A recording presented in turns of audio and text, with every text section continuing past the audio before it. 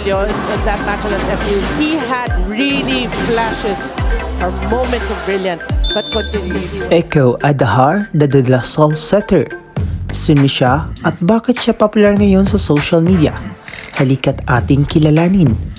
Si Jericho Adahar o mas kilala bilang Echo is a 23-year-old at kabilang sa one of the tallest setter na meron tayo sa Pinas.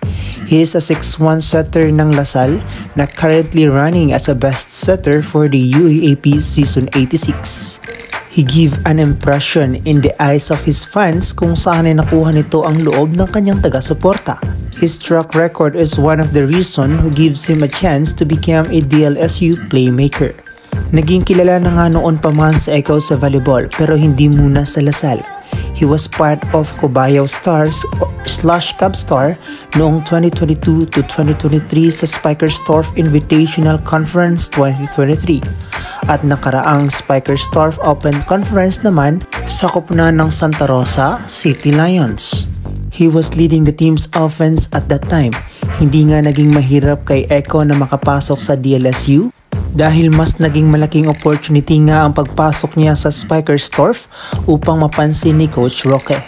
Actually, matagal na naming inaayos si Jericho Nagkataon lang na ito yung pagkakataon na talagang nagkasundo kami. Interesado siya so greenab lang namin yung opportunity na yun. Yan ang pahayag ni Coach Roque during the interview after UST and Lasal match. Patunay lang ito kung gaano siya kahusay dahil matagal na rin siyang sinusubaybayan ng mga coaches para mapunta sa kanilang team. But Echo wanted to be in Lasal kaya't he's wearing a green and white jersey. His track records ang naging dahilan kung bakit siya nakilala ng mga tao. Bonus na lang dito ang kanyang karisma na lalong nagbigay sa kanya ng spotlight sa volleyball. Ngunit the bad news is hindi nga ito tatagal sa Lasal dahil he only have 2 years of eligibility after this season. Dahil kumuha nga lang ito ng Master of Entrepreneurship sa DLSU. He finished his college with a Bachelor of Civil Engineering sa Lyceum of the Philippines University, Laguna. Kaya't hindi na rin ganun katagal natin siyang makikita sa DLSU. 2 to 3 years is enough to prove his worth. Ngayon pa lang ay isa na siya sa naging malaking addition sa kanyang team. With his height and talent, kaya ito nakilala sa social media.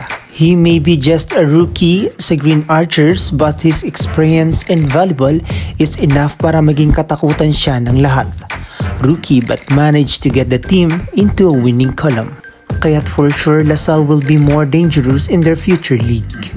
Mga ka-trending, may maidagdag pa ba kayo patungkol kay Echo?